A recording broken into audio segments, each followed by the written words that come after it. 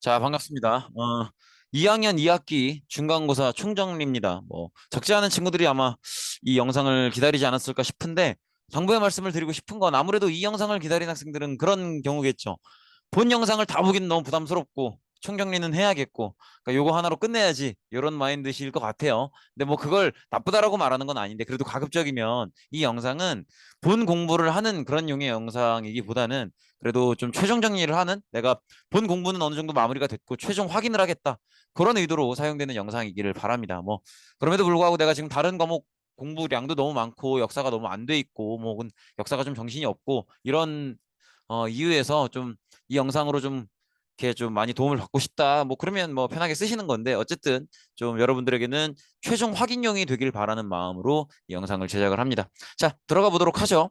일단은 우리가 이번 학기 중간고사 시험 범위에 배웠던 내용을 보면 크게는 이제 세 번의 혁명이 있었죠. 그 다음에 나폴레옹 거치면서 빈체제, 자유주의, 민족주의, 이런 것들을 배웠던 것 같아요. 하나하나 살펴보면 일단 세 번의 혁명이라고 하면 영국 혁명, 그다음에 미국 독립혁명, 그다음에 프랑스 혁명, 그다음에 그 사이에 이제 영국의 산업혁명, 이런 것들을 배웠던 것 같아요. 그럼 천천히 보도록 하죠. 일단 영국부터 봐야 될 텐데, 영국은 기본적으로 영국 혁명을 먼저 보면, 영국은 정치적인 전통이 있죠. 일단 뭘 존중해요? 원래부터가 의회를 존중하는 전통이 있죠. 더구나 영국은 지금 이미 종교개혁을 마친 뒤죠. 그렇기 때문에 영국의 종교개혁으로 만들어진 게 국교회였었죠. 국교회였었고, 그리고 어, 청교도가 일부 들어오게 되죠. 그래서 사실은 청교도라고 하면 스위스의 칼뱅파로부터 넘어온 그런 사람들을 말하는데, 그래서 크게 이제 이 두 개의 세력이 되죠. 국교회, 그다음에 청교도, 그리고 카톨릭이 일부 남아있긴 하지만 그렇게 많은 숫자가 아니었기 때문에 크게 신경 쓸 필요는 없다, 카톨릭은. 그래서 국교회와 청교도, 요 구도로 보시면 되는데, 국교회는 여러분들이 알고 계시는 것처럼 왕을 따르고요. 왕을 따름. 그죠? 그리고 청교도는 당연히 성경을 따르는데 주로 의회 의원들 중에 많죠. 그렇기 때문에 좀 이런 대립각이 선다는 거죠. 국교회 대 청교도, 그다음에 왕대 의회, 이런 대립각이 조금 있는 분위기가 있었다. 그러나 엘리자베스 1세 때까지는, 우리가 영국의 절대 왕정의 왕이라고 하는 엘리자베스 1세 때까지는 이게 잘 조율이 되면서 이제 왕이 의회를 존중하면서 정치해 나갈 수 있는 그런 모습이 이어졌었는데, 이 왕이 등장하면서 조금씩 의회를 무시하는 모습을 보이기 시작하죠. 그리고 그 다음 왕까지도, 그게 바로 제임스 1세와 찰스 1세였었죠. 제임스 1세와 찰스 1세가 이렇게 의회를 무시하는 모습을 보이죠. 그리고 또 이들은 당연히 왕 입장에서는 국교회가 청교도보다 좋으니까 청교도를 탄압하게 되는 그런 모습도 보이게 되죠. 그래서 사실 의회 의원들 중에 청교도를 믿는 사람들이 많았기 때문에, 그런 청교도를 믿는 의회 의원들 입장에서는 의회로서도 탄압당하는 거고 청교도로서도 탄압당하는 그런 모습이 되죠. 그래서 의회가 여기에 반발해서 권리 청원을 제출하게 되죠. 기억나실 거예요. 그리고 왕은 이에 대해서, 그러니까 찰스 1세죠. 제임스 1세 다음이 찰스 1세니까 왕은 이 권리 청원이라는 문서를 승인은 하지만 무시하게 되죠. 그래서 이 무시를 견디다 못하고 이제 크로멜이라는 사람을 주도로 청교도 혁명이 일어나게 되죠. 이렇게 보시면 되겠고요. 그래서 이때 처음 이제 왕을 몰아내면서 영국 역사상 처음이자 마지막으로 공화정이 성립이 되고요. 그리고 크로멜이 요걸로 취임을 하죠. 제가 이렇게 요거 아니면 뭐냐 이렇게 답을 기다릴 때, 그때 잘 모르겠더라도 일시정지를 누르고 답을 한번 생각해 보세요. 그런 식으로 정리하라는 거예요. 그리고 앞으로도 내용에 대해서 정리를 많이 하고 많이 알려드리진 않을 거예요. 지금 이 수업은 내용을 진도를 나가는 게 아니고 총정리를 하는 거기 때문에. 어쨌든 뭐였어요? 뭐에 취임하는 거였어요?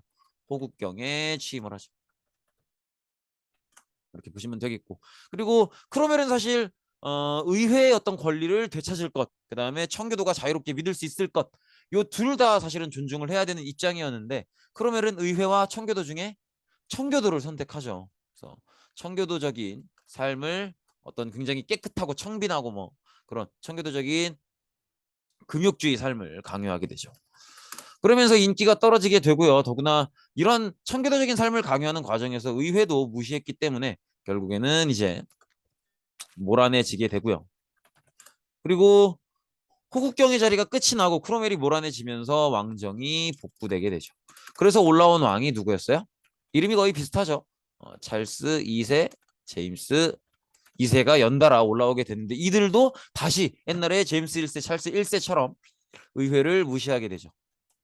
그래서 이걸 견딜 수 없었던 영국의 의회에서 다시 한번 혁명을 일으켜서 명예혁명이 발생하게 되는데 이때 이제 왕을 몰아내고 한번 공화정은 해봤는데 잘 안 됐으니까 왕이 필요하다라는 걸 느끼죠. 다만 지금 있는 왕이 마음에 안 들 뿐이죠. 그래서 네덜란드의 총독으로 있었던 오렌지공 윌리엄과 그 아내였었던 메리를 왕으로 초대를 하게 되죠. 그래서 조건부 왕이죠. 이 문서를 인정해달라 그리고 영국의 왕이 되어달라 이렇게 부탁을 하죠. 그래서 오렌지공 윌리엄이 이걸 받아들이게 되죠. 그때 의회에서 오렌지공 윌리엄에게 영국의 왕을 시켜줄 테니까 이 문서를 인정해달라 그리고 지켜달라라고 했던 문서가 권리 장전이 되겠죠. 여기서 말하는 권리는 의회의 권리가 되겠죠. 이렇게 보시면 되겠고요. 그래서 오렌지공 윌리엄과 메리가 이걸 승인하게 되면서 영국의 왕이 되고요. 그래서 이걸 통해서 명예혁명이 완성된다 이렇게 보시면 될 것 같아요. 그래서 오렌지공 윌리엄은 권리장전을 인정했고 여기서 말하는 권리가 의회 권리를 얘기하기 때문에 정치의 중심은 이제 의회가 갖고 있게 된다는 거죠.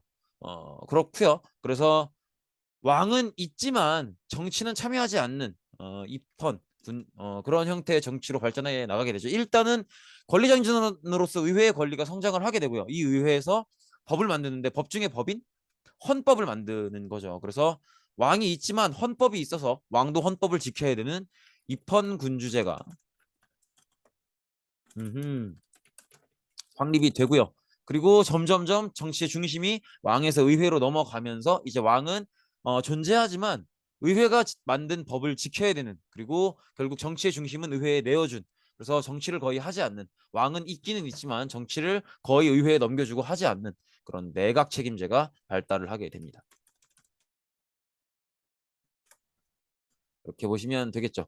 내각 책임제는 기억나시죠? 의회 선거를 했을 때 더 많은 당선자를 보유하게 된 정당, 그 정당이 최상위 공무원, 최상위 관료인 내각, 뭐 총리나 각부 장관들 이런 자리까지 이긴 정당이 차지하고 만약에 차지하는 동안 잘 못했으면 다음 선거 때 그래서 만약에 패배했다면 내각까지도 내어주는 그런 시스템이 내각 책임제였었죠. 이렇게 보시면 되겠고요. 어쨌든 이렇게 해서 명예혁명을 살펴봤습니다. 명예혁명을 살펴봤고요. 영국이 명예혁명을 배경 중에 하나로 삼아서 다른 나라보다 먼저 발전한 게 있죠. 바로 산업혁명이죠. 일단은 명예혁명이 성공을 했기 때문에 명예혁명이 성공을 했기 때문에 뭐가 찾아오는 거예요? 이제 더 이상 정치적으로 분란이 생길 일이 없죠. 정치적으로 뭔가 의견이 나뉘면 선거를 해서 더 인기가 많은 쪽의 의원들이 당선이 많이 되면 그 정당이 정치를 끌어가면 되는 거니까 그게 내각 책임제 아니겠어요? 그래서 이렇게 선거제도가 완성이 되고 의회제가 완성이 되면서 정치적인 안정을 찾을 수 있게 됐다는 거죠. 그래서 영국은 명예혁명을 거치면서 정치적인 안정을 찾을 수 있게 됐고요. 더구나 정치적 안정 말고 또 산업혁명을 위해서 필요한 게 뭐가 있겠어요? 산업이 잘 발전하려면 지하자원, 그 다음에 또 이 자원을 이용해서 제품을 만들면 팔 수 있는 식민지 이런 것들이 영국은 이미 많았다는 거죠. 그리고 또 더구나 이 운동이 벌어지면서 노동력도 굉장히 풍부해지죠. 혹시 기억나실까요? 농민들이 더 이상 많이 필요 없어지고 그래서 농민들이 점점점 도시의 공장 노동자로 바뀌는 인클로저 운동이었죠. 인클로저 운동으로 노동력이 풍부해지는 모습을 볼 수가 있고요. 그리고 더구나 뭐 사업가를 인정해주는 분위기 이런 분위기들이 있으면서 점점점 산업혁명이 이루어지게 되죠. 산업혁명하면 공장 생각하시면 된다고 했었죠. 그리고 제가 산업혁명을 말씀드리면서 굉장히 다양한 발명품들을 소개를 시켜드렸었잖아요. 뭐 방적기도 있고요, 방직기도 있고요. 그다음에 뭐 에디슨이 발명한 여러 가지 발명품들도 있고. 그러나 역시 가장 중요한 건 뭐라 그랬어요? 지금도 동력의 단위로 쓰이죠.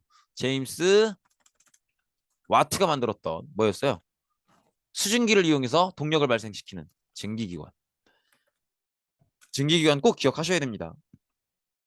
어쨌든 이렇게 산업혁명이 발전을 하면서 여기에 따라오는 문제점들도 있다는 거죠. 일단은 도시에 공장들이 많이 생기고 인클로전 운동이 벌어지면서 점점점 시골의 농민들이 도시로 넘어온단 말이죠. 그래서 농민이었던 사람이 도시로 와서 공장의 노동자가 된단 말이에요. 그런 사람들이 많아져요. 그러면 이 도시가 받아들이고 품을 수 있는 인구의 수보다 더 많은 숫자의 사람들이 노동자로 들어오게 된다는 거죠. 그럼 인구가 너무 많기 때문에 결국 도시 문제가 생긴다는 거죠. 더구나 또 노동자들이 너무 많기 때문에 사장님들은 이 노동자를 잘라도 부담이 없죠. 그렇기 때문에 노동자들에게 잘 대우해주지 않는 어떤 노동 처우 문제도 발생을 하게 되고요. 그리고 또 노동자들 입장에서는 여러 가지 대우들을 안 좋게 받아도 그래도 이 직장이 소중할 수밖에 없죠. 가족들을 먹여 살려야 되니까. 그래서 만약에 더 좋은 기계가 들어오면 우리 노동자들 중에 누군가는 잘려 나가야 된다. 이런 생각을 할 수밖에 없게 되죠. 그래서 더 좋은 기계가 들어왔을 때 그 기계가 내 직업을 잃게 만들 거라고 생각하고 그 기계를 파괴하는 운동이 벌어지기도 하죠. 그게 뭐였어요? 너다이트 운동이었죠. 이렇게 보시면 되겠고 또 사장님에게 뭔가 요구사항이 있을 때 나 혼자 가서 말하면 그냥 내가 잘리고 말 수도 있지만 우리 동료들이 한 번에 다 같이 가서 얘기하면 사장님이 들어줄 확률이 높겠죠. 왜냐면 다 같이 가서 얘기를 하면 공장이 멈춰버리는 거니까. 그래서 이렇게 다 같이 힘을 모아서 노동자들이 힘을 모아서 얘기하는 노동조합 운동도 생기게 되죠. 이렇게 생각을 해두시면 되겠고 그리고 점점점 산업혁명이 발전을 하면서 자본주의가 발전을 하죠. 자본주의가 발전을 하면서 이 자본주의의 다양한 문제점, 특히나 빈부격차에 관한 문제점을 심각하게 고민했었던 철학자가 있었죠. 그 사람이 바로 칼 마르크스였었죠. 칼 마르크스는 자본주의의 문제점을 쭉 연구하고 정리해서 책을 펴나죠. 그게 자본주의의 문제점을 정리한 자본론이었었죠. 그리고 칼 마르크스는 자기가 이렇게 철학적인 연구를 하고 이런 책을 쓸 수 있게 도와준 친구 이분 누구였었죠? 칼 마르크스의 친구 엥겔스와 함께 새로운 세상을 펼쳐나가기 시작하죠. 그래서 칼 마르크스와 엥겔스가 함께 쓴 책이 뭐였어요? 공산당 선언. 이게 우리가 알고 있는 공산주의, 사회주의의 시작이 된다. 그래서 사회주의, 공산주의가 형성이 된다. 이렇게 보시면 되겠죠. 이 정도 보시면 되겠고요. 그리고 산업혁명이 이제 영국에서 이렇게 발생하고 이런저런 문제도 낳고 하지만 어쨌든 주변국들 입장에서는 영국이 산업혁명 이후로 경제가 많이 발전을 했기 때문에 부러울 수밖에 없죠. 그래서 주변 국가로 점점점 영국의 산업혁명이 확산되기 시작하는데 그 형태가 조금 차이가 있다고 했었죠. 영국 같은 경우에는 민간에서 자생적으로 발생을 하죠. 그렇기 때문에 규모가 작고요. 그죠? 그 다음에 속도도 느리게 되죠. 하지만 영국으로부터 배운 다른 나라들, 특히나 독일이나 미국 이런 나라들은 영국에서 배워서 그리고 정부가 주도해서 하는 거기 때문에 독일, 미국 이런 나라들은 규모나 속도가 더 어, 높다라는 특징이 있죠. 이렇게 보시면 되겠죠. 이게 이제 차이는 뭐예요? 영국은 민간 주도고, 그죠? 그 다음에 다 스스로 하고 있고요. 그 다음에 독일과 미국은 정부가 주도하고 있고요. 배워서 하고 있다는 거. 어디로부터? 영국으로부터. 이런 차이가 있기 때문에 이런 차이가 발생한다라는 거 정도 기억을 해두시면 될 것 같고요. 이제 두 번째 혁명인 미국 혁명으로 한번 넘어가 보도록 하겠습니다. 미국 혁명이에요. 미국은 원래도 이제 영국의 식민지가 되어 가던 하지만 미국의 전 지역이 그렇다는 건 아니고요. 그런 시점이었는데 영국인들 중에서 청교도를 믿고 있지만 당시에 이제 영국의 청교도들이 제임스 1세나 찰스 1세한테 탄압을 받던 그 시점에 크롬웰처럼 나서서 저항을 할 수도 있겠지만 저항을 하기에는 무섭고 청교도를 자유롭게 믿고는 싶고 그런 사람들이 배를 타고 미국으로 넘어오게 되죠. 그래서 미국 동부 지역에 13개의 주를 설치하게 되죠. 그게 이제 어떻게 보면 미국 식민지 역사의 시작이라고 볼 수 있겠죠. 그래서 영국인이 청교도 탄압 때 이주를 해오게 되는데 어, 보시면 이때 이제 타고 온 배가 메이플라워 호다 뭐 이렇게 얘기하기도 하죠. 그래서 이렇게 이주 온 사람들이 아메리카의 동부 지역에 아메리카 동부 지역에 13개 주를 설치하게 되고요. 그래서 이 사람들은 원래 이제 영국 사람들이 넘어온 거니까 영국인들은 뭘 존중한다 그랬어요? 의회를 존중한다고 했었잖아요. 그러니까 그게 본인들의 라이프 스타일이니까 사람들이 모여 있으면 당연히 그 사람들과 다양한 의논을 하고 결정을 할 의회가 있어야 된다. 그래서 식민지 의회를 설치하게 되죠. 그리고 영국은 이제 이 영국인들이 들어가 있는 13개의 주 말고 나머지 지역에 대한 식민지 경쟁을 프랑스와 하게 됐다는 거죠. 그래서 영국은 나머지 아프리카가 아니죠. 아메리카를 놓고 프랑스와 경쟁을 하게 됩니다. 잠시만요. 목이 조금 막히네요. 프랑스와 경쟁을 하다 보니까 결국엔 돈이 들어가겠죠. 그러면서 재정이 부족해지게 되는 거죠. 재정이 부족하면 어떻게 하겠어요? 세금을 걷어야겠는데 수업 때 말했던 것처럼 영국은 의회가 발전해 있는 사회잖아요. 그렇기 때문에 사람들이 선거에 나를 뽑아줘야 되기 때문에 내가 사람들한테 세금을 더 내야 된다 이 말을 하기가 어렵죠. 그렇기 때문에 결국에는 영국의 본국의 시민들한테는 세금을 더 내셔야 된다 이 얘기를 못하고 식민지에서만 세금을 걷겠다라는 결정을 내리게 되죠. 그래서 식민지 미국이죠 뭐 미국의 세금을 징수하게 되죠. 이때 걷었던 세금이 뭐뭐 있는 거예요. 차세, 뭐 설탕세, 인지세 이런 것들이 있는 거죠. 그러면서 굉장히 세금 부담이 심해지게 되고요. 인지세 기억나시죠? 공문서에 붙이는 거. 그리고 세금 부담이 많던 적든 간에 미국인들은 좀 더 근본적인 반발을 하게 되죠. 미국인들이 여기서 말하는 미국인들은 영국에서 건너간 사람들을 얘기하겠죠. 그래서 이때 미국인들이 반발을 하면서 했던 얘기가 대표 없는 곳에 세금 없다. 이런 얘기를 하게 되죠. 즉 우리가 지금 이 세금이 결정된 건 영국 의회인데 우리는 우리의 대표를 영국 의회에 보낸 적이 없다. 즉 우리 의견을 말할 수 있었던 적이 없다. 그리고 우리나라에 걷는 세금을 왜 니네 멋대로 결정을 하느냐. 이런 근본적인 불만을 터뜨리는 거죠. 그러면서 점점점 분위기가 안 좋아지고요. 영국과 미국의 분위기가 안 좋아지고요. 그죠? 그리고 더구나 여기다 대고 영국에서는 영국 차상인들에게 대해서만 차세를 면제해 주게 되죠. 그래서 영국 차상인을 차세를 면제해 주면서 미국 차상인들이 망하게 되죠. 영국 차상인들은 세금을 면제받으니까 더 싼 가격에 차를 팔 수 있었고 미국인들은 면제받지 못하고 있으니까 더 비싼 가격에 차를 팔아야만 됐고 그래서 장사가 안 되니까 망하는 거죠. 여기에 불만을 터뜨려서 일으킨 사건이 이거 기억하셔야 돼요. 미국의 항구. 어디였죠? 이 항구에서 차를 다 갖다 버리죠. 보스턴 차 사건. 기억하셔야 됩니다. 그리고 요쯤 되면 이제 돌이킬 수 없는 분위기가 된 거죠. 그래서 이쯤에서 영국한테 사과를 하고 사건을 마무리 지을 건지 아니면 끝까지 싸워서 결국에는 독립을 낼 건지 이걸 미국인들끼리 이제 의논을 해야겠는 거예요. 그래서 벌어졌던 회의가 대륙회의죠. 그래서 이 대륙회의에서 의논하는 건 싸울까? 영국과 싸울까 말까 하는 점을 의논을 하게 되는 거죠. 이걸 고민하고 있을 때 나서는 사람이 두 사람이 있었어요. 일단은 패트릭 헨리가 있었어요. 헨리가 했던 말 기억나시나요? 자유가 아니면 죽음을 이런 얘기를 했었죠. 그리고 여기다가 한술 더 떠서 토마스 페인이 나서게 되죠. 토마스 페인이 했던 얘기 기억나시나요? 이 사람은 책을 펴내죠. 상식. 아주 간단한 얘기 아니냐. 우리가 내야 되는 세금인데 다른 나라에서 우리나라가 낼 세금을 결정하는 것 자체가 말이 안 된다 이런 얘기를 하죠. 그래서 패트릭 켈리의 명언 자유가 아니면 죽음을 이것도 있고요. 그다음에 토마스 페인의 상식이라는 책도 있고 이런 것들이 미국인들을 자극하면서 미국인들은 대륙회의의 결론으로 싸움을 결심하게 되고요. 그리고 대륙회의에서는 이 사람을 총사령관으로 선출하게 되죠. 누구였었죠? 지금의 미국의 수도가 이 사람의 이름을 땄죠. 워싱턴. 이렇게 보시면 되겠고요. 그리고 결국에는 미국은 독립전쟁에서 승리하게 됩니다. 이때는요, 물론 워싱턴 총사령관의 능력도 있었지만 또 많은 나라들이 도와주기도 하죠. 즉 영국을 좀 보기 싫어했었던 꼴보기 싫어했었던 그런 나라들이 이렇게 도와주기도 합니다. 대표적인 나라가 프랑스가 있었고요. 그 다음에 프랑스가 미국을 도와줬던 건 꼭 기억을 하라고 했었어요. 그 다음에 네덜란드는 항해법에 불만이 있었죠. 그 다음에 에스파냐는 과거 옛날에 기억나실 거예요. 무적 함대가 깨졌던 거에 불만이 있었고요. 그래서 이런 나라들이 도움을 주죠. 그러면서 미국의 13개 주가 독립을 승인받게 됩니다.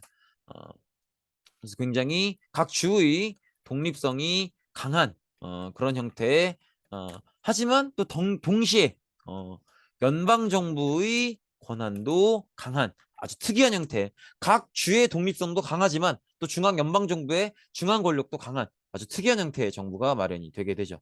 이렇게 보시면 되겠고 그래서 이 연방 정부 주도로 연방에 포함되는 모든 주의 미국인들이 지켜야 되는 연방 헌법이 마련이 되고요. 그다음에 삼권 분립을 원칙으로 하는 삼권 분립 기억나시죠? 입법, 사법, 행정. 삼권 분립이라는 건 이 개념은 요거 어느 책에 누가 주장을 했었죠? 요거 기억하셔야 돼요.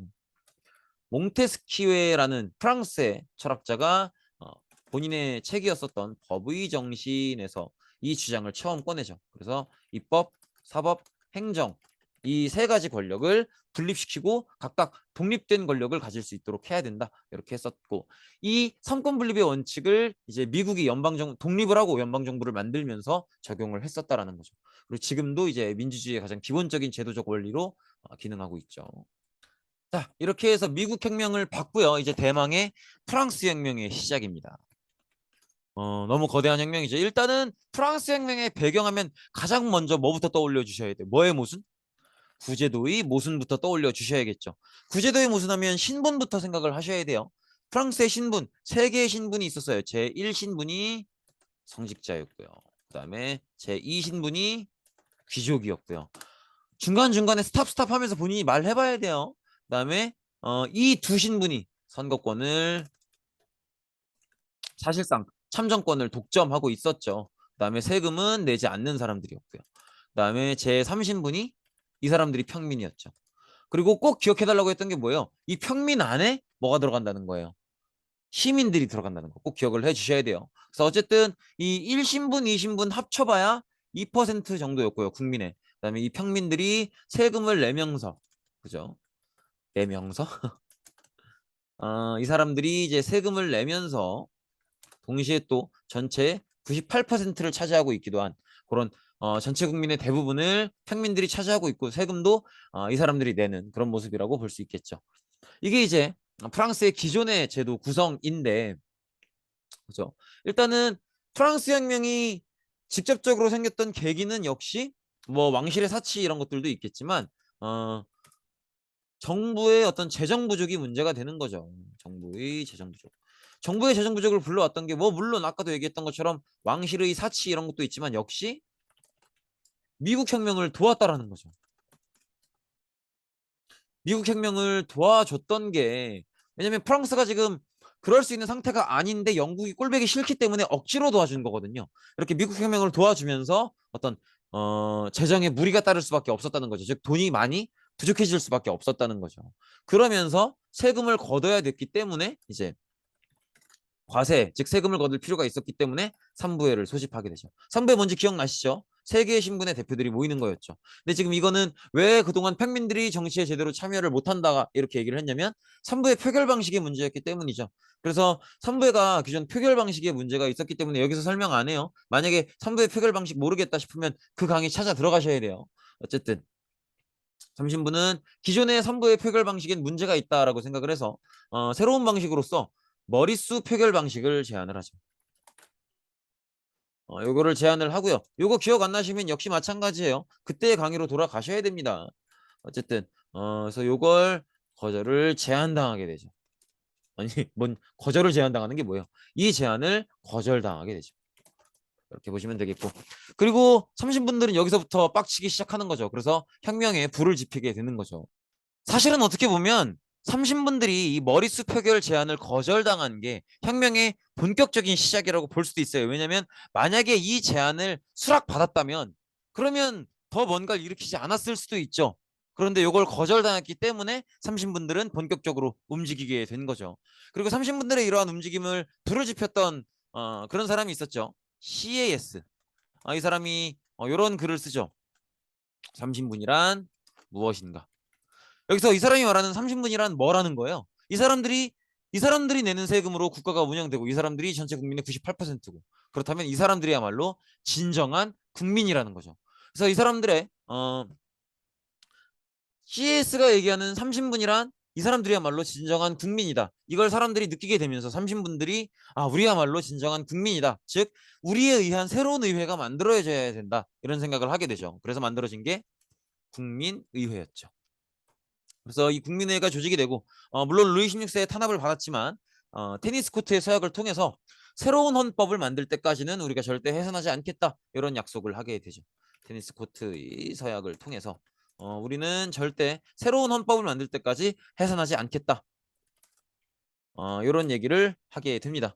그래서 루이 16세가 이걸 부정하고 당시에 왕이었었던 루이 16세가 이걸 부정하고 이걸 무력으로 진압하려고 하죠. 루이 16세가 이걸 무력으로 진압을 하려고 하고요. 여기에 반발해서 혁명 세력들은 바스티유 감옥을 습격하게 되죠. 그리고 또 이와 더불어서 파리 여성들의 베르사유 행진도 있었고요. 이렇게 보시면 되겠고요. 그리고 국민의회가 이 시점에서 영국 명예혁명의 영국 명예혁명의 권리장전만큼이나 프랑스 혁명의 핵심적인 문서라고 볼 수 있죠. 어, 국민의회가 이 문서를 발표하게 되죠. 혹시 인권선언문. 원래 정식 명칭은 인간과 시민의 권리선언이었죠.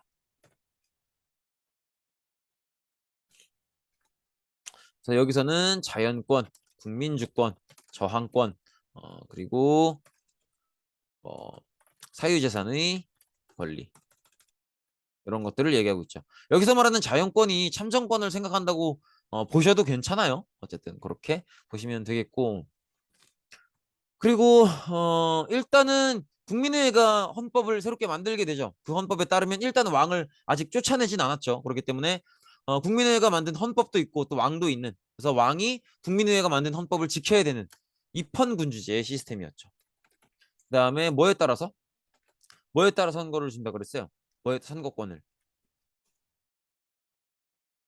재산에 따라서 선거권을 준다 이런 얘기를 했었죠. 재산에 따른 선거권 부여. 그 얘기를 했었고요. 그다음에 혁명이 여기까지 오니까 주변 국가들이 이제 반프랑스 동맹을 맺기 시작하죠. 그래서 저 혁명, 프랑스 혁명의 분위기가 우리나라로까지 오면 안 된다. 이런 동맹들이 생기기 시작하는 거죠. 주변 국가들이 반프랑스 동맹을 맺죠. 주로 이제 과거에 신성로마 제국이었었던 이때까지도 신성로마 제국이에요. 오스트리아나 프로이센 이런 나라들이 이제 프랑스에 대해서 반프랑스 동맹을 맺으면서 우리가 프랑스 혁명을 진압해주겠다 뭐 이런 식으로 그래서 혁명 프랑스 세력은 다른 나라들과 어떤 전쟁 분위기로 치달아야 되는 그런 모습이 있었죠. 그리고 어쨌든 국민의회는 이렇게 헌법을 만들고 해산을 했고요. 그 다음에 이 헌법을 바탕으로 새로운 법률을 만들 의회가 새롭게 구성이 되죠. 그게 입법의회였었죠. 입법부에서 법률을 만드는데 이걸 루이 16세가 거부하게 되죠. 그래서 의회는 왕은 우리 사회에 더 이상 필요 없겠구나라는 걸 느끼게 되면서 왕을 몰아내버리죠. 그래서 공화정을 만들게 되고요. 루이 16세를 처형하게 되죠. 이렇게 보시면 되겠고 그래서 주변 국가들이 보기에는 안 그래도 프랑스 혁명의 분위기가 불안해서 반프랑스 동맹까지 만든 건데 더군다나 이 프랑스 혁명 세력이 자기들 왕까지 죽여버리니까 이 프랑스 혁명의 분위기가 우리나라까지 오면 내가 죽을 수도 있겠다. 우리나라의 왕이 죽을 수도 있겠다. 이런 생각을 하는 거죠. 그래서 반프랑스 동맹에 이제 영국까지도 끼게 되고요. 반프랑스 동맹의 전쟁이 본격화되는 거죠. 그리고 이때 이제 프랑스를 이 국민공회 요때 이제 공화정이 만들어지면서 만들어진 의회가 국민공회죠. 이렇게 보시면 되겠고요. 어, 요거를 요 앞으로 당기는 게 맞겠네요. 어쨌든 국민공회는 이렇게 왕을 죽여버리고 공화정을 그래서 왕이 없는 정치 형태를 만들었고요. 이걸 지켜봤었던 주변 국가들은 프랑스 혁명의 분위기가 왕까지 죽여버리는구나. 그러면 우리나라로 만약에 퍼지면 왕인 내가 죽겠구나. 이런 생각까지 하게 되면서 차라리 우리가 프랑스 혁명을 진압해 주는 게 낫겠다. 이런 생각을 하면서 반프랑스 동맹이 그 전쟁을 본격화하게 되는 거죠. 이렇게 보시면 되겠고 그래서 국민공회의 리더였었던 로베스피에르가 집권을 하게 되죠. 로베스피에르는 지금 주변 모든 국가들이 우리 프랑스 혁명 세력을 상대로 전쟁을 벌이려고 하고 있다는 걸 대응을 해야 됐죠. 그러니까 전쟁을 치러야 되는 상황인 거예요. 그래서 로베스피에르는 부득이하게 이러한 정책을 뭐였죠? 기억나시나요? 징병제 그리고 공안위원회의 공포정치 이런 정책을 펼칠 수밖에 없게 되죠. 하지만 이 정책은 결국에는 당연하게도 사람들이 싫어하면서 인기가 떨어지게 되고요. 그죠? 그래서 결국 로베스피에르에 반대하는 사람들이 테르미도르 반동을 일으키면서 어, 테르미도르 반동을 일으키면서 결국 이제 로베스피에르를 어, 처형하게 되죠. 그리고 로베스피에르가 떠나가면서 처형되면서 이제 프랑스는 총재 정부로 들어서게 되죠. 총재 정부 몇 명이었죠? 5명이었었죠. 이렇게 보시면 되겠죠. 이렇게 보시면 되겠고요. 문제는 뭐예요? 총재 정부가 5명이니까 지금 이 전쟁 상황에 빠른 속도로 대응할 수가 없다라는 게 문제죠. 그러면서 총재 정부가 굉장히 무능한 모습을 보여주죠. 총정부가 굉장히 무능한 모습을 보여주는데 이때 영웅으로 나타났던 게 바로 나폴레옹이죠. 어, 그래서 나폴레옹이 본인이 현재 집권하고 있는 총재정부가 굉장히 무능하고 본인이 전쟁터에서 활약을 많이 했기 때문에 인기가 있다라는 걸 알죠. 그래서 본인이 쿠데타를 일으켜서 집권을 하게 되죠. 그게 바로 브리메르 쿠데타였고요. 그리고 나폴레옹은 이걸 계기로 나폴레옹이 집권을 하게 되죠. 이렇게 보시면 되겠죠. 이렇게 보시면 되겠고요. 그래서 나폴레옹이 업적하면 역시 가장 큰 핵심은 나폴레옹 헌법이죠. 이렇게 보시면 되겠고, 그리고 그 외에도 뭐 국민교육도 설치하게 되고요. 아하. 그다음에 약간 독재의 모습도 보이기도 하죠. 이렇게 보시면 되겠고, 그러고 이제 나폴레옹이 워낙 능력이 있는 인물이다 보니까 그동안은 주변 국가 모두로부터 공격을 받는 상황에서 이제 아예 다 이겨서 주변 국가를 다 장악하는 그런 상황까지 가게 되죠. 그래서 유럽을 장악하게 되고요. 그리고 황제로 즉위하게 되죠. 뭐죠? 잠시만요. 너무 벌려놨어요, 이거를. 그죠? 살짝만 좁히고. 어쨌든 그렇고요. 그래서 본인이 이제 황제로 올라가면서 재정을 수립하게 되죠. 그리고 나폴레옹이 거의 전 유럽을 다 장악을 했지만 장악하지 못한 나라가 두 개 있었죠. 어디였죠? 섬나라. 영국과 너무 추운 러시아. 영국과 러시아는 장악을 못했었죠.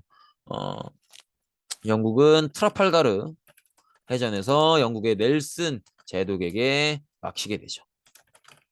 이렇게 보시면 되겠고요. 그래서 영국을 말려 죽이기 위해서 유럽 전체 자신의 영향력 안에 있는 모든 나라들이 영국과 교류를 못하게 만들죠. 그게 대륙 봉쇄령이었었죠. 대륙 봉쇄령을 거부하는 나라가 있었죠. 그게 러시아였었죠. 그래서 러시아가 무역을 지속하기 때문에 나폴레옹은 러시아 원정을 가게 되는 거죠. 이렇게 보시면 되겠고, 근데 이 원정을 너무 추워서 실패하게 되죠. 이렇게 보시면 될 것 같습니다. 그래서 뭐 처음에는 엘바솜으로 유배를 갔다가 나중에 도망쳐 나와서 다시 프랑스에 가서 잠깐 집권을 했다가 다시 한번 워털루 전투에서 패배하면서 세인트 헬레나 섬으로 유배되는 그런 모습을 볼 수가 있었죠. 어쨌든 나폴레옹의 일생은 이렇게 끝이 났지만 그래도 중요한 건 뭐예요? 나폴레옹은 어, 끝까지 자신이 집권을 유지한 상태에서 죽지는 못했지만 결국 패배해서 죽음에 이르러야 됐었지만 그래도 전 유럽에 잊혀지지 않는 흔적을 남겼었죠. 그게 두 가지였었죠. 뭐였죠? 자유주의와 민족주의였었죠. 자유주의를 퍼뜨렸던 계기는 뭐예요? 나폴레옹 법전이었죠. 이렇게 보시면 되겠죠. 음? 나폴레옹 법전을 통해서 이렇게 어, 자유주의가 퍼지게 되고요. 민족주의는 나폴레옹에 대한 저항으로 퍼지게 되는 거죠. 이렇게 보시면 되겠죠. 어이,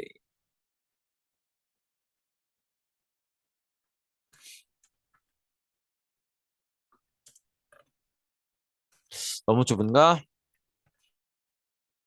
이렇게 보시면 되겠죠. 어, 그래서 이제 앞으로는 각 자유주의와 민족주의 운동이 어떤 식으로 벌어지는지를 봐야 될 텐데 일단 어, 프랑스에서 먼저 보면 일단은 어, 프랑스를 얘기하기 이전에 나폴레옹이 전 유럽을 한번 뒤집어 놨기 때문에 여기에 대한 정리가 필요했었죠. 그리고 이 정리에 가장 먼저 가장 적극적으로 나선 나라는 어디였어요? 오스트리아였죠. 그래서 벌어진 회의가 바로 빈 회의였었죠. 빈 회의가 열리게 됩니다.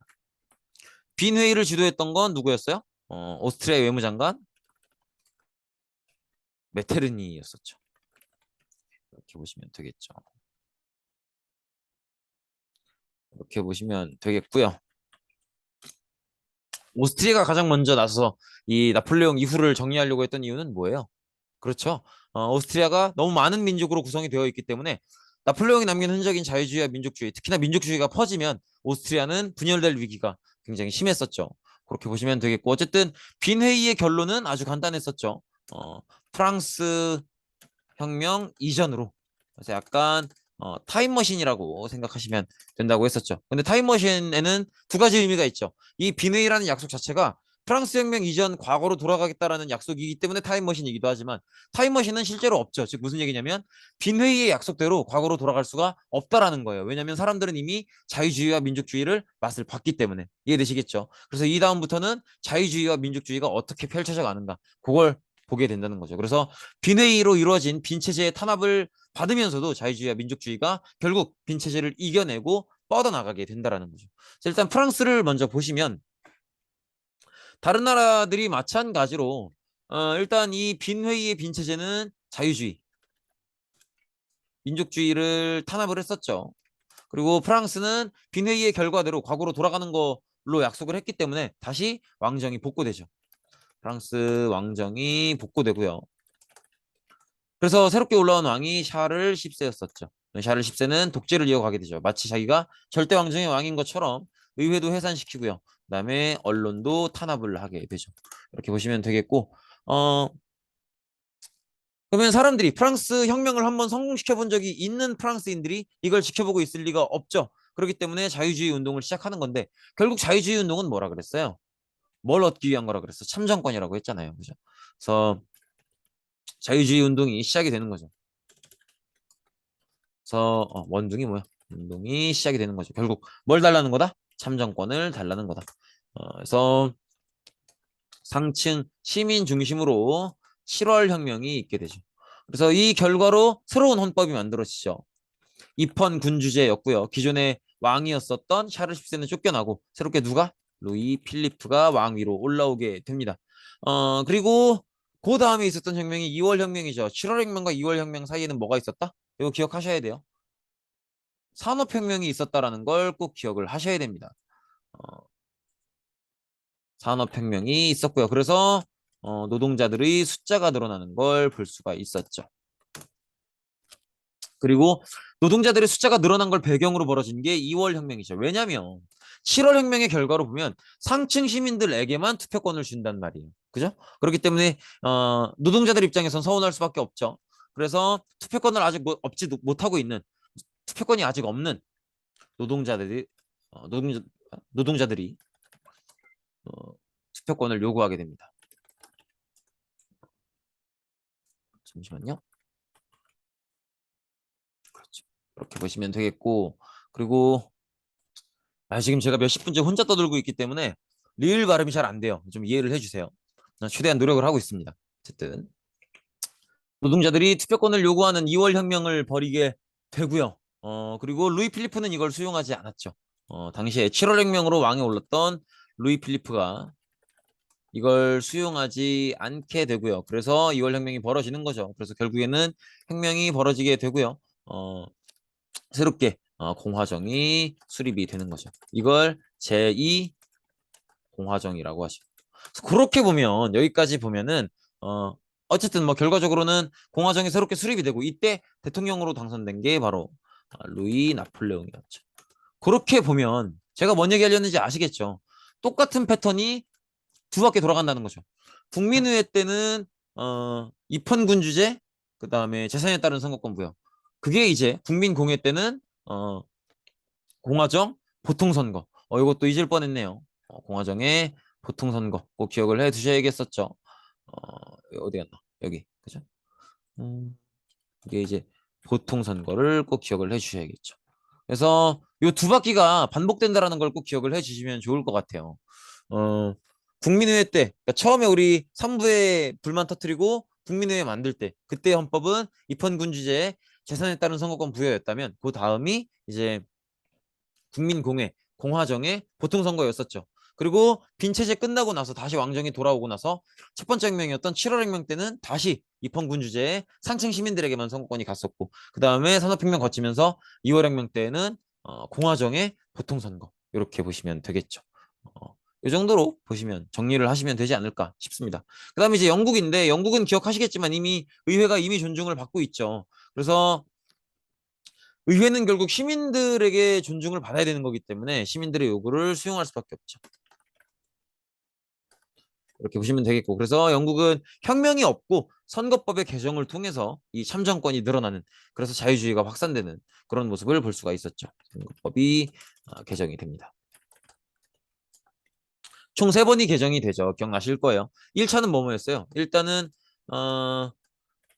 그동안은 토지가 많은 귀족들만 투표권을 인정을 해줬다면 이제는 현금 자산까지 인정해주면서 자본가들이 선거권을 받았고요. 그 다음에 부패 선거구가 폐지가 됐었죠. 그래서 인구 비에 알맞는 후보를 낼 수 있도록 그렇게 인구 비례 선거를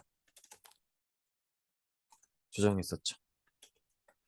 그래서 이렇게 보시면 되겠고 부패 선거구 이제 와서 뭔지 모른다고 하시면 안 돼요. 어쨌든 자본가까지 선거권이 주면서 서운했던 게 바로 노동자들이죠. 그래서 노동자들이 우리에게도 선거권을 달라라고 하는 차티스트 운동을 일으키게 되죠. 그래서 여기서는 노동자 투표권을 포함해서 다양한 이제 투표의 기본 원리들을 요구하게 되죠. 뭐 비밀 선거라든지 보통 선거라든지 의원의 세비 지급 또 뭐 매년 선거 이런 것들을 주장을 하게 되죠. 그리고 차티스트 운동 자체는 그렇게 성공하지 못했지만 2차 선거법 개정 때 드디어 도시 노동자들이 선거권을 받게 되고요. 그다음에 마지막 3차 때는 어, 시골 농민들까지도 농촌의 농민들까지도 선거권을 받게 되는 모습을 볼 수가 있었죠. 이렇게 보시면 되겠고 그리고 요때 이제 비밀 선거가 들어오기도 하죠. 그래서 결과적으로 영국은 자유당과 보수당을 중심으로 하는 정당 정치가 발전을 하게 되죠. 이렇게 보시면 되겠고요. 그 다음에 이제 민족주의를 봐야죠. 민족주의는 뭐 우리 민족이 잘 되길 바라는 마음은 다 민족주의라고 하지만 크게 3가지 형태가 있죠. 현재 분열되어 있는 나라의 통일이 있고요. 그 다음에 또 뭐가 있어요? 어, 현재 식민지 상태인 나라의 독립이 있고요. 그 다음에 현재 이미 충분히 강한 나라가 더 많은 식민지를 가지려고 하는 제국주의가 있고요. 독립의 사례를 한번 볼게요. 독립의 사례를 보면 어떤 게 있었나요? 독립의 사례를 보시면 일단은 오스만 제국으로부터 독립했던 그리스가 있죠. 그 다음에 라틴 아메리카도 독립을 이때 많이 하죠. 라틴 아메리카가 독립을 좀 일찍 했었던 배경은 크게 2가지가 있었죠. 영국의 자유주의 무역을 지원하는 영국의 태도가 있었고요. 그 다음에 또 미국의 이 외교 정책, 외교적 불간섭주의, 멀로주의 이런 정책들의 배경이 있었기 때문에 라틴 아메리카가 좀 일찍 독립을 할 수 있었죠. 이렇게 보시면 되겠고요. 그래서 독립을 사례를 봤고요. 그 다음에 이제 통일 사례를 봐야죠. 통일은 크게 2나라를 봤었죠. 이탈리아와 독일을 봤었죠. 먼저 이탈리아를 볼게요. 이탈리아든 독일이든 여러 개의 나라가 하나가 되는 게 통일 아니겠어요? 그럼 이 여러 개의 나라들 중에서 통일을 주도하는 국가가 있고 그 국가 안에서 통일 작업을 추진해 나가는 정치인이 있다. 이 둘을 구분해서 기억을 해달라라고 했었죠. 이탈리아의 통일은 주도하는 나라가 누구였어요? 어느 나라였어? 사르데냐 왕국이었죠. 사르데냐 왕국에서 주도를 하고요. 그다음에 여기에 총리였었던 카보우르가 또 주도를 하게 되죠. 이렇게 보시면 되겠고 그래서 이 이탈리아는 어느 나라의 간섭을 받고 있는 상태였었죠. 그래서 이탈리아의 통일 작업은 미션이 2가지라고 했었죠. 일단은 민족 전체가 하나의 나라가 돼야 되고요. 그리고 롬바르디아 베네치아라는 땅을 얻기 위해서 누구와 싸워야 돼요? 오스트리아와 싸워야 되는 2가지 미션이 있었던 거죠. 그래서 롬바르디아, 베네치아. 특히나 베네치아는 굉장한 상업도시이기 때문에 포기할 수가 없는 땅이에요. 그래서 이 땅을 되찾아야만 하는 그런 과정이 있었다. 그래서 이 땅을 되찾기 위해서라도 오스트리아와 싸워야 했었다. 어, 이런 과정들이 있었다는 거죠. 그래서 결국에는 프랑스의 도움을 받아가면서까지 오스트리아랑 전쟁을 해서 결국 이기게 되죠. 이 전쟁에서 승리하게 되죠. 오스트리아를 상대로 하는 전쟁에서 승리하게 되는데 이때 이제 누구의 도움을 받았다? 프랑스의 도움을 받죠. 그리고 니스와 사보이 이 2개의 땅을 주는 조건으로 프랑스의 도움을 받게 돼서 오스트리아를 상대로 전쟁을 이기게 되고요. 그 다음에 이 상태에서 이제 북이탈리아를 통일하게 되죠. 이렇게 보시면 되겠죠. 그리고 남부 이탈리아는 이미 통일해 놓은 사람이 있었죠. 가리발디였었죠. 어, 붉은 셔츠다. 그래서 이 사람이 이미 남이탈리아를 통일해 놓고 있었고요. 그래서 가리발디가 이걸 사르데냐에 갖다 바치죠. 이렇게 보시면 되겠죠. 이 정도 보고, 그리고 이탈리아의 통일을 생각하실 때는 뭐 물론 이런 카보우르나 아니면 가리발디도 중요하지만 기본적으로 이탈리아가 통일되어야 된다라는 민족의식을 심어주었던 마치니의 청년 이탈리아당도 꼭 잊지 말아주세요. 어쨌든 그렇고요. 그래서 사르디냐에게 바쳤다 이런 얘기를 했었고요. 그 다음에 결국 이걸 끝으로 이제 이탈리아 통일이 완성되는 모습을 봤었죠. 그 다음에 이제 독일인데, 독일은 원래는 신성 로마 제국이었죠. 근데 요게 나폴레옹에 의해 해체됐었죠.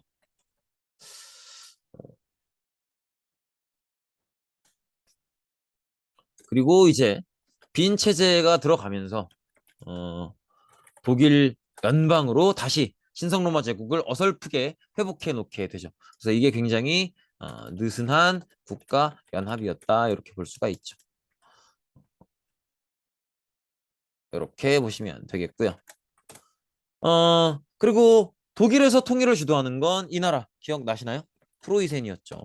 프로이센이 요게 첫 작업이었었죠. 우리끼리는 상품에다가 세금 붙이지 말자. 그 동맹이 관세 동맹이었죠. 그리고 본격적으로 통일을 위한 회의를 하게 되죠. 그게 프랑크푸르트 의회였었죠. 프랑크푸르트 의회. 여기서는 통일을 완성하진 못하지만 결론을 하나 얻게 되죠. 그게 바로 이 통일에서 오스트리아는 제외한다는 거였죠. 왜? 너무 다민족 국가라서. 즉 민족이 너무 많다는 거죠. 그렇기 때문에 어떤 불안 요소를 끌어안고 통일할 수가 없다라는 거죠. 그리고 이때 이제 프로이센의 총리였었던 이 인물이 본격적으로 나서게 되죠. 누구였었죠? 총리 비스마르크. 차별 대상이다 뭐 이런 얘기하죠.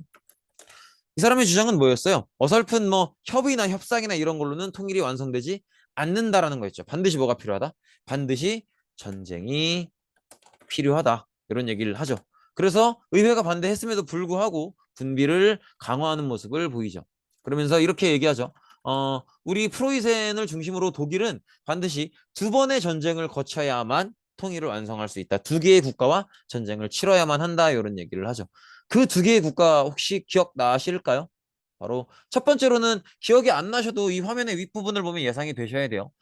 우리 독일 연방의 통일에서 얘만큼은 빼자고 했었던 오스트리아와 전쟁이 필요하겠죠. 그 다음에 이렇게 놓는 게 낫겠네요. 그죠? 그 다음에 또 비스마르크 생각에 독일이 통일을 하고 나면 반드시 전쟁을 치러야 되는 나라는 통일 과정에서 프랑스였었죠. 왜냐면 독일이 통일을 완성하고 나면 프랑스가 어차피 견제를 들어올 거기 때문에 결국 프랑스와는 전쟁을 치러야 되는데 그럴 바에 우리가 먼저 공격하는 게 낫다라고 생각을 했던 거죠. 결국 비스마르크의 계획대로 오스트리아와 전쟁을 펼치게 되고 승리를 하게 되죠. 그래서 이걸 계기로 북독일 연방을 다시 한번 만들게 되고, 즉 기존의 독일 연방을 해체하는 거죠. 그리고 북부 독일 국가들끼리만 북독일 연방을 만들게 되고, 그다음에 이번 두 번째 전쟁으로 역시 비스마르크의 계획대로 프랑스와 전쟁을 치르게 되는데, 이걸 이제 프로이센 그다음에 프랑스의 전쟁이라고 해서 보불 전쟁이라고 해요. 이렇게 보시면 되겠고요. 어, 이 전쟁에서도 승리를 하게 되죠. 이렇게 보시면 되겠고, 그래서 이걸 통해서 통일을 완성하게 돼서 독일 제국이 완성된다. 그래서 신성 로마 제국, 그 다음에 독일 연방을 거쳐서 독일 제국에 이르기까지 과정을 꼭 기억을 하셔야 돼요. 처음에 신성 로마 제국이었다가 나폴레옹에 의해서 해체가 되고요. 그 다음에 빈회의를 거쳐서 과거로 돌아가자는 거니까 신성 로마 제국을 다시 되살린 게 독일 연방이었고요. 이 독일 연방을 프로이센 중심으로 비스마르크가 나서서 뭐 관세동맹 뭐 프랑크푸르트 의회 이런 걸 거치면서 비스마르크 주도로 다시 통일을 완성해서 만들어 놓은 나라가 독일 제국이라는 거죠. 여긴 어느 나라는 빠져 있다? 오스트리아는 빠져 있다라는 거 꼭 기억을 해 두셔야겠죠. 그다음에 이제 어, 잠시만요. 지금 우리가 얘기하고 있는 시기가 19세기, 그러니까 1800년대인데, 이때는 이제 굉장히 과학이 많이 발전하던 시기이기도 하죠. 뭔 얘기 하려는지 아시겠죠? 즉, 진화론을 꼭 보셔야 된다는 거죠. 진화론은 누가 주장했었죠? 찰스 다윈. 책 제목은 종의 기원. 기억하셔야 됩니다. 잊어버리시면 안 돼요. 그래서 진화론 꼭 기억해 주시고요. 어, 이 진화론의 내용은 뭐였어요? 어, 어차피 다 생존 경쟁이고, 그다음에 자연 선택, 그다음에 적자 생존, 그다음에 적합하지 못하면 이런 게 따르죠. 그래서 이렇게 보시면 될 것 같아요. 그래서 다양한 변이들이 태어나는데 그중에 환경에 적합한 변이는 일부일 뿐이고 환경에 적합하지 않으면 죽게 된다. 요게 이제 진화론의 핵심이었죠. 그래서 살아남은 애들끼리 또 변이를 낳고 이런 식으로 몇만 년에 걸쳐서 꾸준히 변화해 왔기 때문에 오늘날에 다양한 생명체들이 있는 것이다. 이렇게 얘기를 하고 있죠.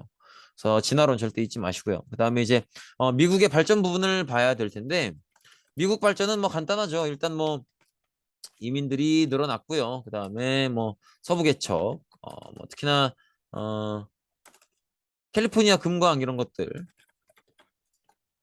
기억이 나실 거고요. 그다음에 역시 미국 발전하면 일단 남북 전쟁을 거쳐야죠. 그래서 남북 전쟁을 이해하기 위해서는 북부와 남부의 어떤 산업 차이를 보셔야죠. 그래서 북부는 어, 상공업과 농업 중에 뭐가 발전해 있어요? 따뜻하지 않으니까 상공업이 발전해 있고요. 그래서 어떤 무역을 원했죠? 보호무역을 원했어요. 그 다음에 노예제 폐지엔 어떤 입장이었어요? 노예제 폐지에는 찬성? 반대? 이 사람들은 노예에 관심이 있어요? 없어요? 없죠. 어차피 공장 돌리는 거고 노동자가 필요한 거지 노예가 필요한 게 아니라고 했죠. 그렇기 때문에 노예제 폐지엔 찬성하는 모습을 보이죠. 남부는 농업을 발전시켜 놓고 있죠. 그렇기 때문에 공산품을 싸게 사야 되니까 자기들끼리 경쟁이 필요하고 자유무역을 원하죠. 그 다음에 남부는 농장을 운영하기 때문에 여전히 노예가 필요하죠. 그렇기 때문에 노예제 폐지에는 반대하는 모습을 보이죠. 이 정도는 기억하셔야 돼요. 그리고 북부 출신이죠. 당연히 북부 출신인 대통령 누구? 링컨 대통령이 당선되죠. 우연의 일치가 아니라고 했어요. 링컨은 당연히 노예제를 뿌리 뽑은 게 이 사람의 최대 업적이기 때문에 당연히 출신 지역은 북부고요. 북부가 더 인구가 많겠죠. 당연히 상공업을 발전시키고 있으니까. 그래서 링컨 대통령이 당선이 되는 거고요. 그다음에 링컨 대통령이 당선이 되면 당연히 노예제를 폐지시킬 걸 예상하고 있기 때문에 남부가 연방을 탈퇴하게 되죠. 그리고 따로 남부 연합을 구성하게 되죠. 이건 미국에 대한 반란이죠. 그렇기 때문에 이걸 진압하기 위해서 남북 전쟁이 발발하게 되는 거고요. 그리고 남북 전쟁 중에 링컨은 노예 해방을 선언하게 되죠. 그리고 이 노예 해방 선언이 법률적으로는 어쨌든 남부의 반란 세력을 북부가 인정하지 않고 있기 때문에 남부까지 포함한 연방 전체에 이 선언이 적용된다고 봐야겠죠. 어, 그러면서 이제 남부와 북부의 전쟁이 좀 더 심해지게 되다가 결국에는 이 전쟁을 북부가 이기는 것도 자연스럽게 생각을 해 주셔야 된다고 했었죠. 당연히 북부가 인구가 많고요. 또 상공업을 발전시켜 놓고 있기 때문에 공장이 다 여기가 있죠. 그래서 무기를 생산할 수 있는 구조가 잘 돼 있죠. 그래서 결국에는 이 북부가 남북 전쟁을 승리하게 되죠. 이렇게 보시면 되겠고요. 그래서 북부가 승리하게 되면서 결국 결과적으로 노예제는 폐지된다. 이렇게 보시면 되겠죠. 어, 이렇게 보시면 되겠습니다. 숫자가 하나 커졌네요. 이렇게 보시면 되겠고 그리고 그 뒤에는 이제 뭐 지하 자원도 많고 그다음에 이민자들도 많고 그러면서 결국 크게 발전을 해 나가게 되는 거죠. 특히나 대륙횡단 열차를 만들게 되면서 대륙횡단 철도가 더 맞죠. 더욱더 경제력이 크게 발전하는 모습을 봤었고요. 그 다음에 라틴 아메리카에 영향도 끼쳤고요. 여기 이제 멀로주의죠. 그 다음에 에스파냐에게서 이겨서 필리핀, 괌 등을 가져오기도 하죠. 이렇게 보시면 되겠고, 그 다음에 이제 마지막으로 제국주의죠. 제국주의. 거의 다 왔어요. 제국주의예요. 어, 제국주의는 기본적으로는 민족주의의 일부죠. 민족주의의 일부로서 작용을 하고요. 쉽게 얘기하면 하나의 식민지라도 더 만들자라는 거죠. 식민지 욕심을 부리는 건데 요걸 부리는 이유는 뭐 때문에? 산업혁명의 공장을 운영하기 위해서라고 볼 수가 있다는 거죠. 그리고 특히나 국내에 남은 자본을 투자한다. 이게 뭔 얘기예요? 즉 자본을 투자한다는 건 식민지에 공장을 세우겠다. 이런 얘기를 하고 있는 거죠. 이렇게 보시면 되겠고. 그리고 이걸 어떤 논리로 정당화했어요? 뭘 이용했었죠? 생물학의 진화론. 기억나시죠? 다윈. 찰스 다윈, 종의 기원 기억나셔야 돼요. 어, 이걸 고스란히 인간 사회에 적용한 게 사회진화론이었죠. 스펜서. 버버트 스펜서의 사회진화론. 즉, 다윈의 진화론에서 적응에 적합하지 못한 변이가 죽는 것처럼 인간 사회에서도 인간 사회에 적응하지 못하는 사회들은 망해야 된다. 여기 이제 사회진화론이었었죠. 그래서 아시아나 아프리카나 아메리카 이렇게 식민지가 되어버린 나라들은 적응해내지 못한 거다. 근데 식민지로 만든 이유는 뭐냐면 그냥 두면 죽을 거였는데 이 사람들을 적응시키기 위해서 즉 문명화시키기 위해서 식민 지배를 하는 거다. 이런 식으로 정당화를 했다는 거죠. 그래서 여기에 들어가 있는 건 또 인종주의가 들어가 있기도 하죠. 인종주의, 문명화 이런 논리들이 들어가 있다는 거죠. 그래서 황인종이나 흑인종은 제대로 환경에 적응하기에 적합한 종이 아니기 때문에 그 사람들을 가르치기 위해서 우리 백인들이 식민 지배를 하는 거다. 이런 논리였다고 했었죠. 어쨌든 이렇게 정당화까지 했으니까 많은 유럽 열강들이 더 하나라도 더 많은 식민지를 갖기 위해서 노력을 많이 했고요. 그러다 보니까 지구가 무한하지 않으니까 결국 경쟁 포인트가 생긴다는 거죠. 그 첫 번째가 영국의 3C 정책과 독일의 3B 정책이었어요.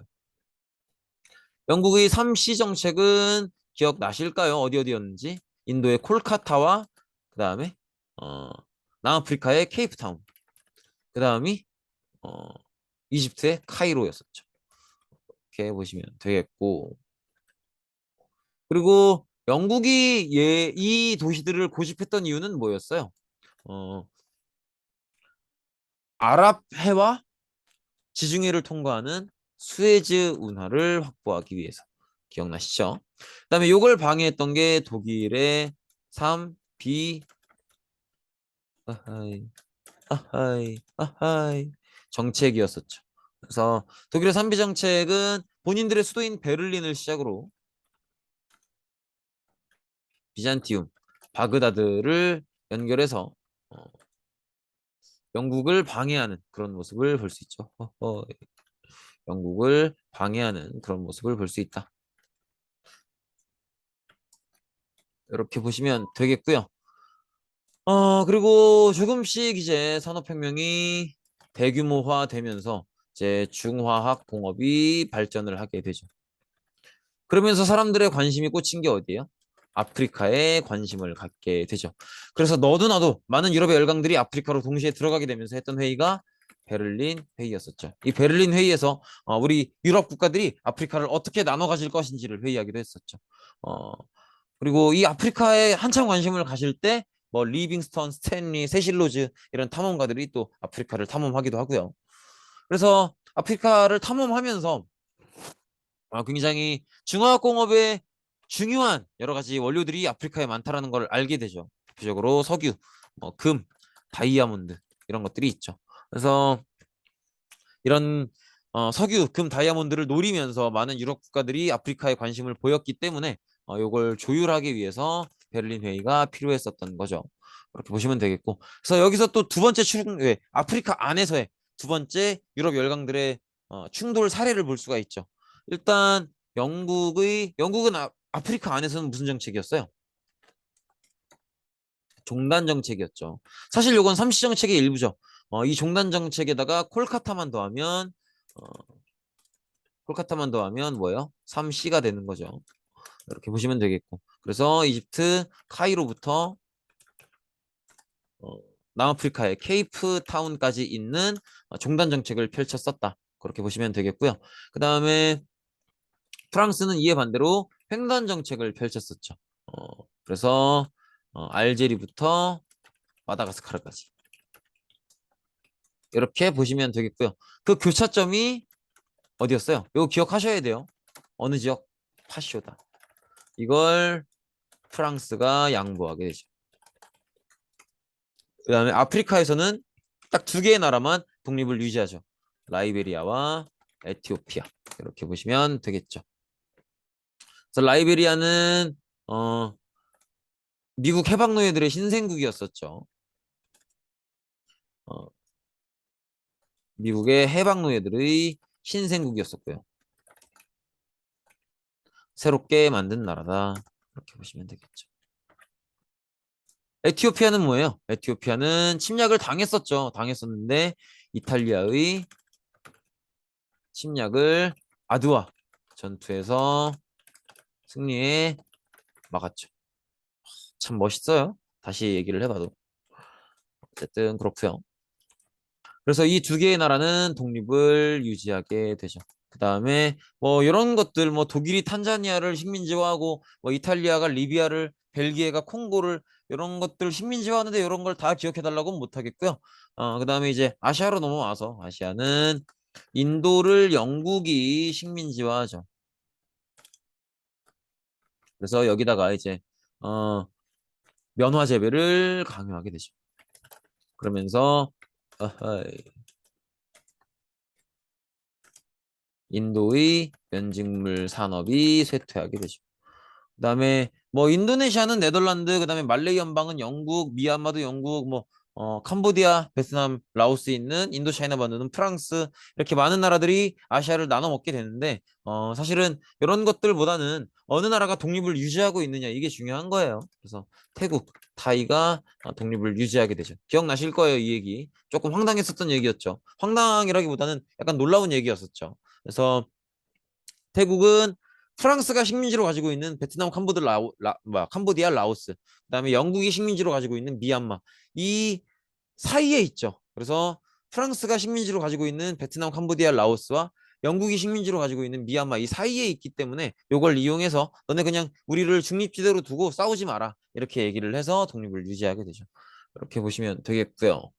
그다음에 이제 남태평양에는 뭐 호주나 뉴질랜드가 영국의 식민지고요. 그다음에 남태평양의 다양한 섬들은 독일의 식민지고요. 이런 모습을 볼 수가 있고 또 하와이나 이런 괌 이런 데는 미국의 식민지고. 네, 요거는 그냥 그런가 보다 하시면 되겠고 그다음에 영연방의 개념만 커먼웰스.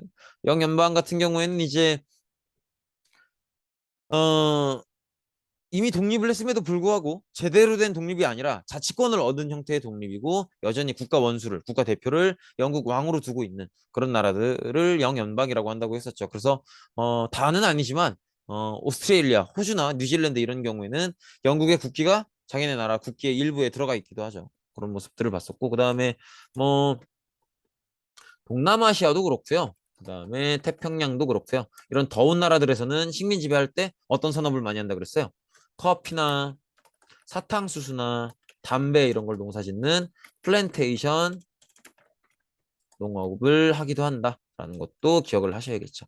네, 여기까지가 중간고사 시험 범위가 되겠습니다. 네, 고생 많으셨습니다. 제가 지금 굉장히 막 혼자서 뭐 몇십 분을 누구랑 대화하는 것도 아니고 혼자서 끌어가야 되다 보니까 발음이 좀 안 좋을 수 있는데 좀 양해를 부탁드리고요. 그리고 지금 요 제가 이 한글 파일에 적은 이 파일 있죠. 제가 막 써내려간 요거는 위두랑에 올려드릴 거예요. 그러니까 필요한 친구들은 저한테 오시면 출력도 해드립니다. 이렇게 보시면 되겠습니다. 네, 고생 많으셨습니다.